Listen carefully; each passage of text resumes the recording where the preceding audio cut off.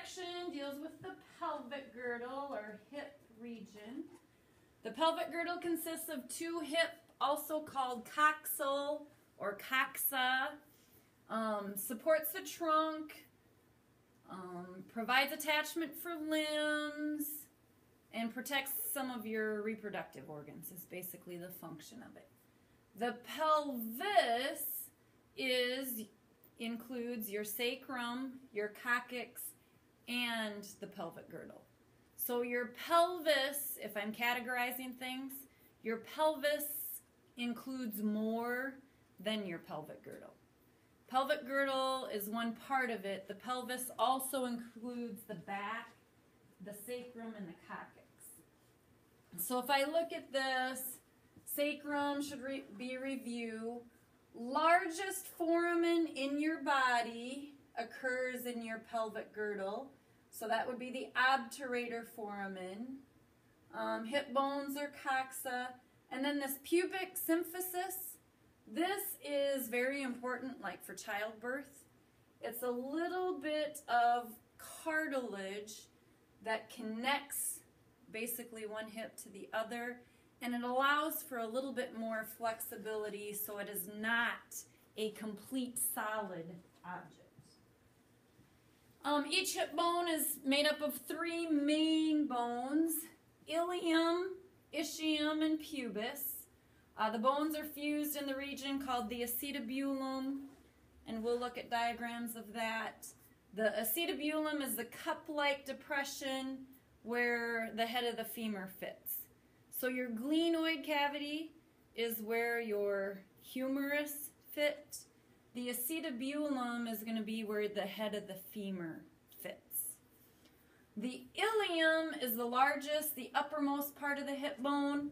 So when you have someone who's very skinny, and even if you're not very skinny, you can feel your hip bone up towards the top.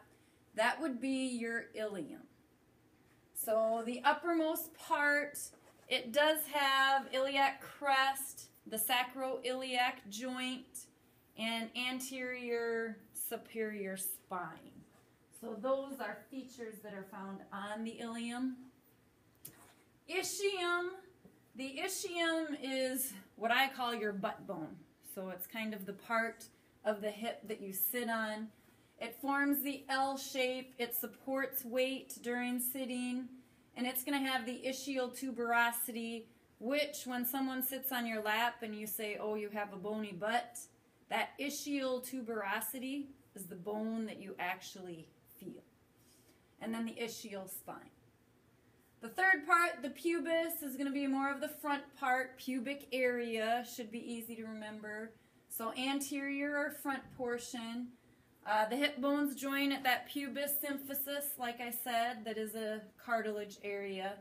And then we'll have the pubic arch, the obturator foramen, that's the largest foramen in your body. That's part of your pubic bone. And then the pubic brim. So if we look at these, look at the diagram first.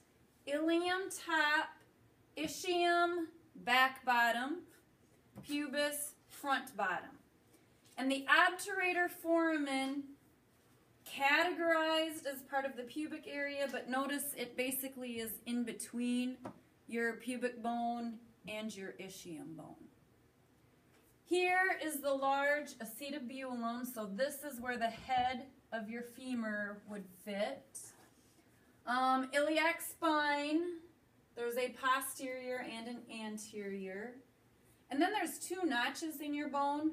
Greater sciatic is going to be the larger top one. Lesser sciatic notch, excuse me, is the smaller lower one. And then the ischial spine is what sticks out in between those. So if I look at, and I kind of label on here, I don't know how well you can see. If I pick up. And I might show this a little bit more at the bottom, or later. But here, you can actually see the acetabulum. So this is where that femur fits. Here on this side, it's attached. Ilium top, ischium. If If I look at the ischial tuberosity, that is this bottom part right here. And that, like I said, is the part that you feel when somebody sits on your lap. So there you can kind of see it on a skeleton. Differences. In my forensics class, we actually do this. We have our skeletons and we determine whether they're male or female. Differences in the skull. The female skull is going to be a little bit smaller. The chin is more pointed. A male's skull is a little bit more square-shaped. Hip bones. In a female, the hip bones are going to be wider. They're going to be more spread out. And you're really going to look at the V shape of the pubic arch. So when a woman has a baby, the baby's head basically goes through this area right here. So on a female, it's very important that this pubic arch be wider. So on a female, this arch is going to be wider. And usually the coccyx, this would be a female skeleton. The coccyx is a little bit flatter, where on a male it'll be curved in further. There again, it prevents a female from breaking her tailbone during childbirth. So there are differences in male and female skeletons. Very important in forensic science. And here's a diagram so you can kind of see. Notice the pubic arch much wider, more V-shaped in a male. The pelvic brim is more oval shaped. Like I said, that's where the baby's going to go through. So it's going to be wider. The hips are a little bit more flared open. On a male, they're curved in a little bit more.